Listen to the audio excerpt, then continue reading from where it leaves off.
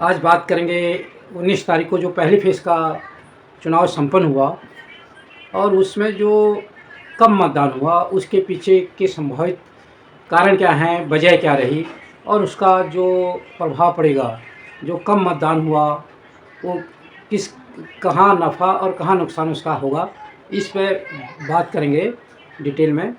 और आप वीडियो को अंत तक देखें। नमस्कार, मैं नंदन सिंह बिष्ट, आप देख रहे हैं इमेम दस्तावेज।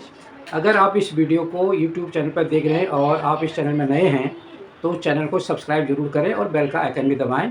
अगर आप इसको फेसबुक पेज पर देखते रहे तो पेज को लाइक करें। जनता की आवाज़ और जन भावनाओं की निष्पक्ष समीक्षा। जो एक हुआ फर्स्ट फेज का इलेक्शन हुआ, उसमें एक तो एवरेज 5% का वोट पर जो रहा कम रहा, 5% 2019 से 5% वोट कम पड़ा।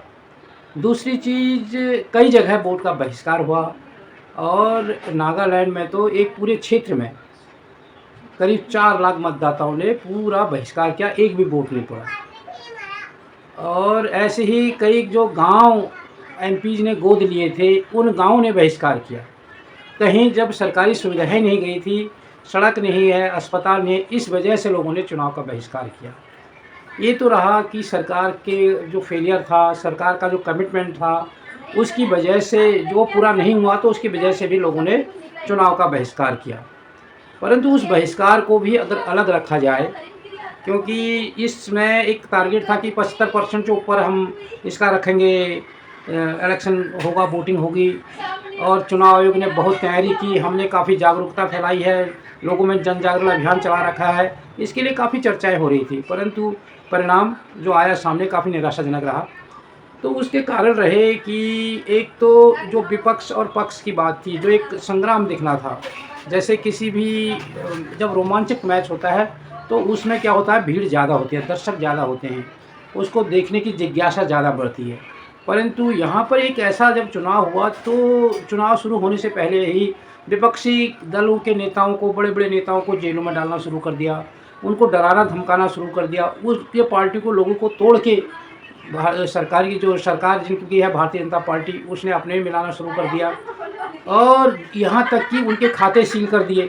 इन सारी चीज़ों का जो प्रभाव पड़ा जनता में, एक बड़ा नकारात्मक पड़ा कि अगर ऐसा ही अगर करना है तो चुनाव किस लिए कराना है और किस लिए वोट करना है।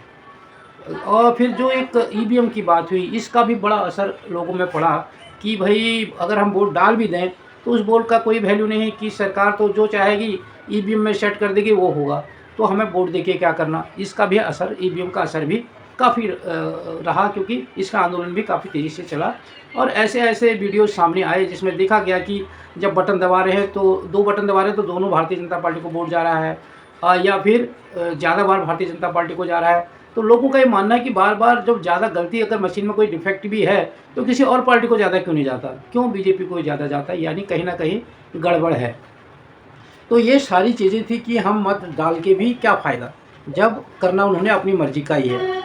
दूसरा था पैसा, जो इलेक्ट्रल बॉन्ड का पैसा इतना आया, लोगों पर महंगाई की मार पड़ रही है, परंतु यहाँ चंदा दो धंधा लो का खेल चला और विपक्ष के खाते सील कर दिए गए, विपक्ष को धनहीन कर दिया गया, विपक्ष का जो भी उसके वो थे रिसोर्सेज उनको बंद कर दिया गया, उनको सील कर दिया गया और खुद भारतीय जनता पार्टी ने अपने पास बेशुमार संपत्ति अर्जित की और उसके बलबूते पर उनका एक जो चकाचौंध थी चुनाव की, वो खूब दिख रही थी। जगह जगह पोस्टर, बैनर, बड़े बड़े होर्डिंग, ये सारे लगे, परंतु दूसरी ओर विपक्ष कहीं नज़र ही नहीं आ रहा था।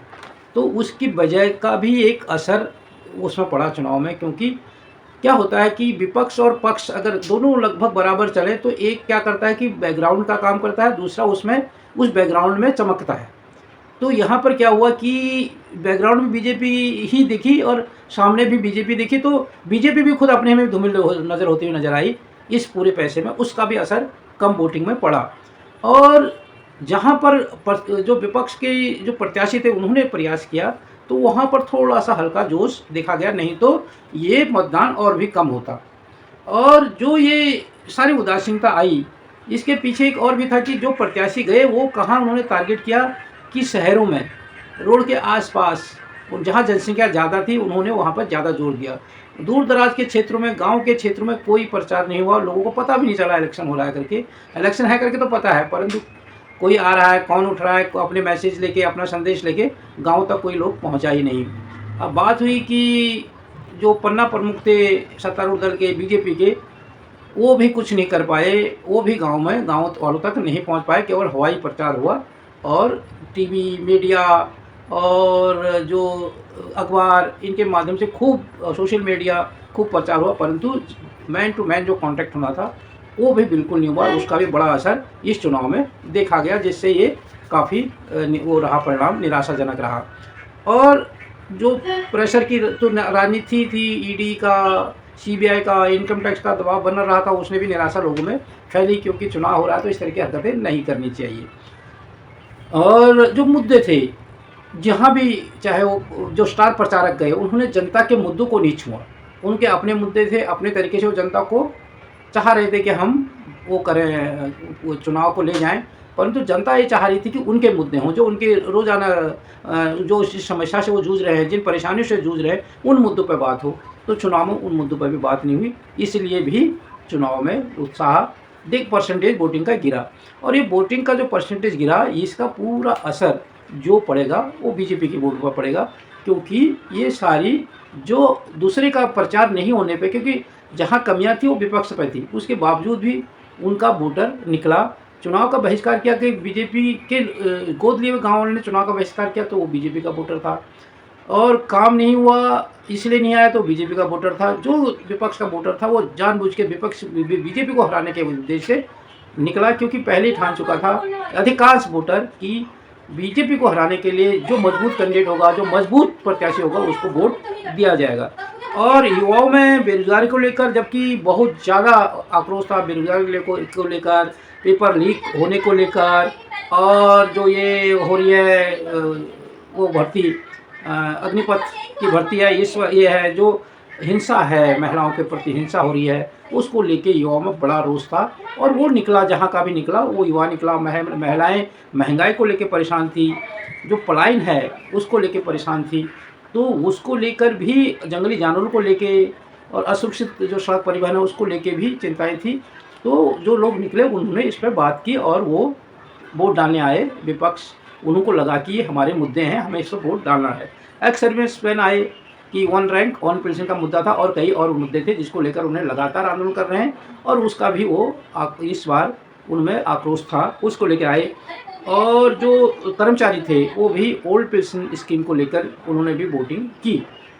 और जो भ्रष्टाचार था, ये बड़ा मुद्दा था कि लोगों को ये जहान में था कि जिनको ये प्रधानमंत्री या भारतीय जनता पार्टी आज तक भ्रष्टाचारी कहती रही, उन सबको तो इन्होंने अपनी पार्टी में ले लिया। अब विपक्ष के पास बचा ही कहाँ, विपक्ष के पास नेता ही नहीं बचे, भ्रष्टाचार कहाँ बचेगा। तो सारे भ्रष्टाचारी तो बीजेपी में आ गए। तो अगर बीजेपी के भ्रष्टाचार के खिलाफ लड़ाई लड़ी है या भ्रष्टाचार हटाना है तो बीजेपी को हटाना पड़ेगा। तो ये भी बड़ा मुद्दा था, इसको लेके भी लोग समझ रहे थे और निकले। तो ये सारा जो मतदाता ज़्यादा निकला वो विपक्ष के फेवर में निकला, सरकारी एजेंसी को लेके था। और अब जो इनके तो थे कार्यकर्ता, जो बूथ मैनेजमेंट था वो भी कमज़ोर पड़ा, वो पन्ना प्रमुख थे वो भी वोटरों को लाने में नाकाम रहे। ये सारा परिणाम रहा जो कम वोटिंग हुई। तो कम वोटिंग का नुकसान भारतीय जनता पार्टी को ज़्यादा हुआ है। और जो नेगेटिव उत्साह था, चाहे वो बेरोजगारों को लेकर हो, चाहे ओल्ड पेंशन स्कीम को लेकर हो, महंगाई को लेकर हो, चाहे वो महिला पर जो अत्याचार हो रहे हो उसको लेकर हो, और भ्रष्टाचार को लेकर हो, ये जितना भी आक्रोश था उसको लेकर लोग निकले और उन्होंने जमकर वोटिंग की, और वो वोटिंग विपक्ष के फेवर में गई है। तो जो कम वोटिंग का प्रभाव पड़ा है, उसका जो कम मतदान हुआ है, उसका नफ़ा तो विपक्ष को ज़्यादा हुआ है और नुकसान सत्ता पक्ष को ज़्यादा हुआ है। अगर आपको हमारी वीडियो पसंद आई हो तो इसे लाइक करें और ज्यादा से ज्यादा शेयर करें, ताकि बाकी लोगों तक भी ये जानकारी पहुंच सके। हमारे चैनल को सब्सक्राइब करना बिल्कुल ना भूलें और हमारी वीडियोस को सबसे पहले देखने के लिए बेल आइकन को भी जरूर प्रेस करें।